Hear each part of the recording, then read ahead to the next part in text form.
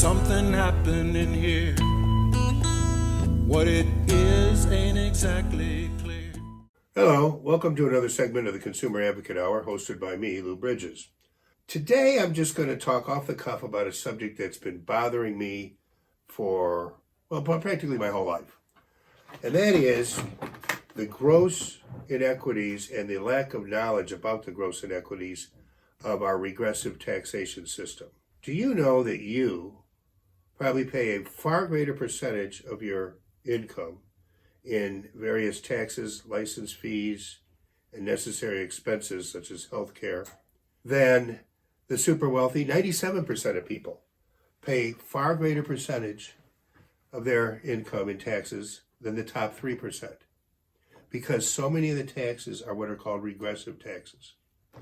That's why the recent defeat of the Illinois Fair Tax Amendment, I just was dumbfounded.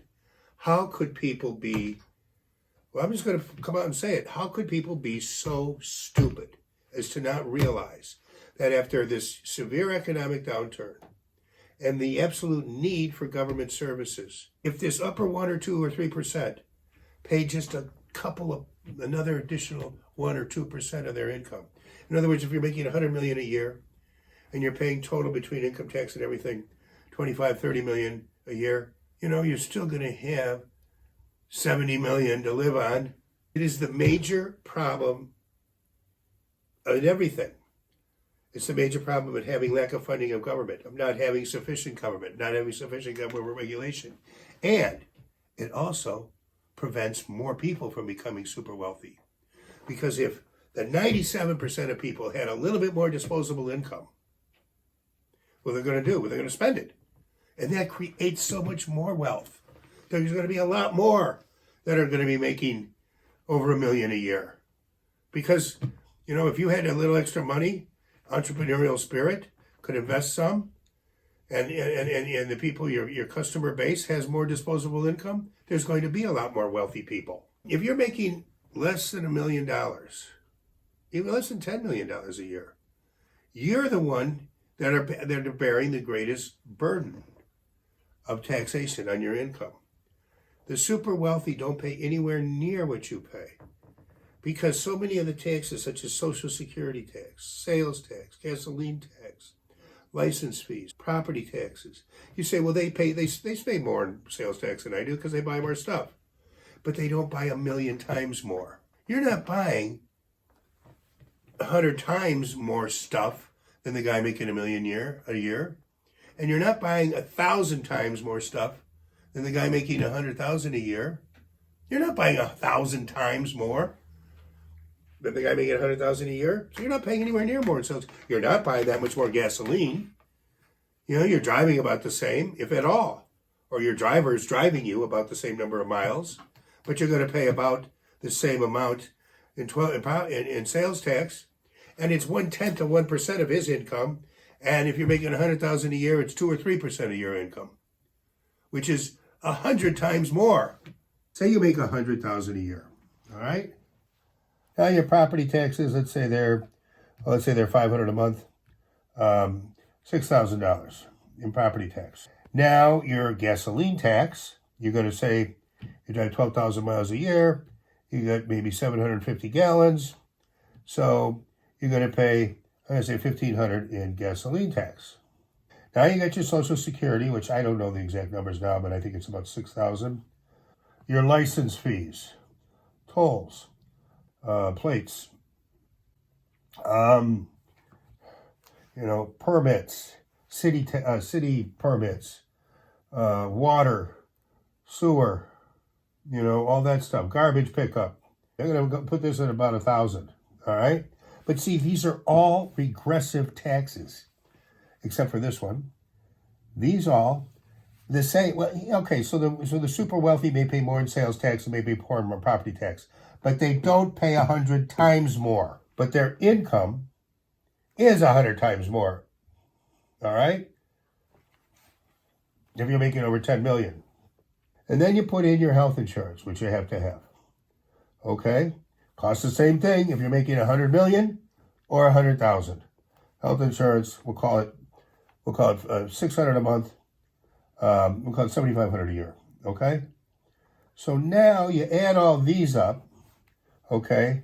1,000, 28, 34, 35, 41, 42. So you're paying 42,000, 42%. So 42% of your income. Now you add this on, you're from 49.5, you add over 50% of your income. 50% of your income on necessary expenses. Bezos, 100 million a year. Okay, we'll say 25 million in property taxes or income tax. We'll say he pays $1 million in property tax. $1 million in property tax. And he buys 100 times more stuff than you, okay? So he spends $250,000. He buys 100 times more stuff than you. So he pays $250,000 in sales tax. Gasoline tax, same thing. Social Security tax, same thing. Tolls, license, water, sewer, plates, same thing. Health insurance, same thing. Okay? Do you know what this adds up to? It doesn't add up to 42 million. It doesn't add up to more than 26 million. Okay? 26 million. 26% of his income. You are 50%. Double. You're paying double of your income on taxes and healthcare than Jeff Bezos. Double as a percentage of income. It boggles my mind how stupid people are not to realize this is the thing. If he were to pay 30 million, 5 million more, 5% more, 5% more, and everybody making over 10 million a year paid an additional 5% or 3% or 4% graduated scale. It would never correct this inequity. Never would it correct. Never are we going to correct this, where you pay double if you're making 100,000 as a percentage of income than the guy making 100 million. That situation is never going to be corrected. But we could get this up to maybe 30%. Maybe we could get this to 30%. So you're only paying 75% more, 67% more as a percentage of income. And now, in addition, if you're going to pay less in taxes because they're paying a little bit more, maybe you're going to get you down to 45%, you're going to have more disposable income. There's going to be more wealthy people when there's more disposable income because these people are going to provide goods and services, entrepreneurial sorts like Jeff Bezos are going to provide goods and services that these people are going to buy. And they're going to employ more people, so there's going to be more money here. And these people are going to employ more people and spend more money. So the people they spend money on is going to employ more people. It's a concentration of wealth that causes the problems. That upper 1%, according to most of the calculations in my research, now has about 40% of the wealth in this country. At no time in our history has it been anywhere nearly that high. It used to be the upper 1%, even in the Gilded Age, had only about 30% of the wealth of the country, or 25%. Now it's up to 40%. Now it depends on whether you define the upper percent as upper 1% or upper 2%. 40% of the wealth is up there. And yes, the upper class, excluding that upper 1 or 2%, has 40% of the remaining wealth. But 40% of the remaining 60% of wealth is 24%. Okay? So the upper class with 24% of the wealth pays about 75% of the cost of government services. The upper class is who's being screwed the most by this regressive taxation system. You are the ones who should be leading the charge against the super wealthy, asking them to pay an additional 2 or 3% more of their income in taxes. Because if the upper 2% paid an additional 2% in taxes, you are the ones that would benefit the most. You're the ones with the education and background experience, entrepreneurial spirit, and ability to make money. With more disposable income, you're going to have more super wealthy. Aristotle talked about when he said all forms of society, government, will have a tendency to gravitate to their malignant form. Democracy is going to gravitate towards anarchy. Government of all the people. It's going to gravitate to the malignant form of everybody on their own. And a monarchy, if you have a beneficial, enlightened, fair, honest, just monarch, well, you can have a pretty good society. But eventually, you're going to get a despot, because one of the monarch's sons or one of the successors is going to be a totalitarian despot. Because it's human nature. Things will gravitate to their malignant form. They won't go back and forth, but they'll gravitate for a while to their malignant form. An aristocracy, which is essentially what our country has been, will gravitate to its malignant form. And the malignant form is an oligarchy, where you've got this concentration of wealth. And that's what we left Europe for. That's what we came to this new world for, because this birthright of kings and queens and dukes and duchesses and, this landed gentry and the czar and the ministers, with all the rest of the people living in abject poverty with no education, healthcare, water treatment, sewage treatment, roads, bridges, highways, any opportunity to make any money, illiterate, hardscrabble farmers with hand farm utensils, not even mechanized, or maybe a horse or mule here and there. But you have this peasant class, and when you have the concentration of wealth, you will have the rest of the people gravitate towards a peasant class. That's the direction we're headed, by having 40% of the wealth now concentrated among, the top 1 or 2%. And who's being screwed the most? It's the upper class, other than this 1%. They are not in the same class as you, upper class. They are not even in the same universe as you. The difference between what Jeff Bezos makes at 100 million and what you make at 100,000 is 1,000 times more. You don't make 1,000 times more than somebody in the middle class. You make twice as much as somebody in the middle class. Okay? Maybe 3 times as much, 4 times as much. Bezos makes in the hundreds, 1,000 times more than you do. You're not in the same class. I can only see a possibility of 1% of the vote being against the fair tax, the super wealthy. But even the enlightened of them would realize a fundamental truism: when we're all better off, we're all better off. That's why people like Bill Gates and Warren Buffett, they're all for super wealthy being taxed more, because they're enlightened wealthy. It's the greedy, stingy wealthy, like Jeff Griffin and Rauner and Jeff Bezos. The greedy, self-centered Donald Trump. The greedy, self-centered super wealthy that are against a fair tax. Fair-minded super wealthy people realize there's going to be more super wealthy people if there's more disposable income among the 97% of people. When you have the concentration of wealth, now you're talking Venezuela. You say, I'm talking socialism, it doesn't work like in Venezuela? No, those are the places where you had a super wealthy and then a bunch of peasants.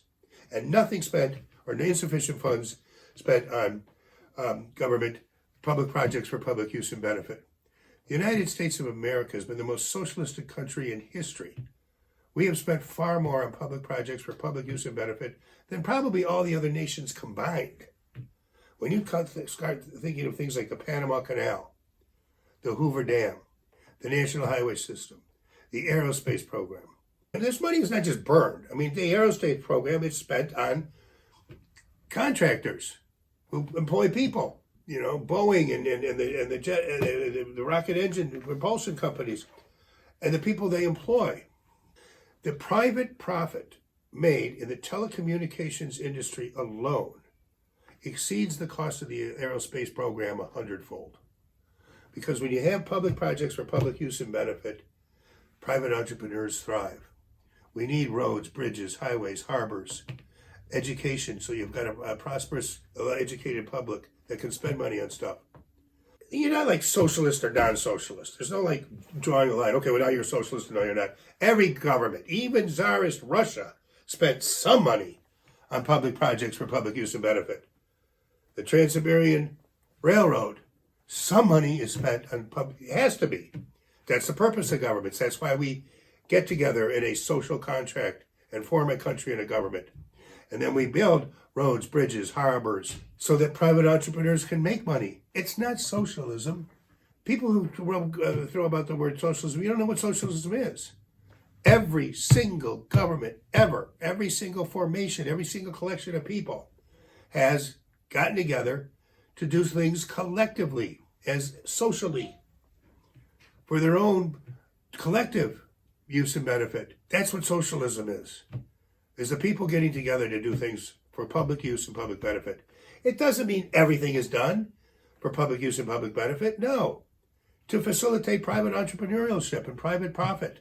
You say you don't like socialism, so you want to disband, defund the police, the hospitals, the public hospitals, the education system.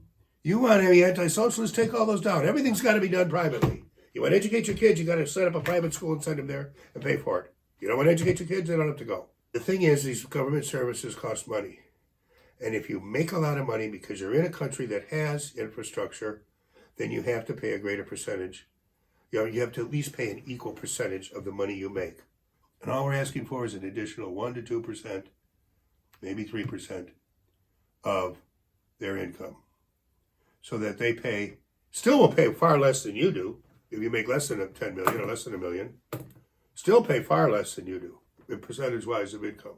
Sheer stupidity. The Fair Tax Amendment, we're the only state in the country, and that's why this, probably Illinois is in the most difficult position. And it's not an attack on you making $650 a year. Okay? You're going to pay less and have more disposable income. Boggles my mind. All right, that's it. That's my rant for today.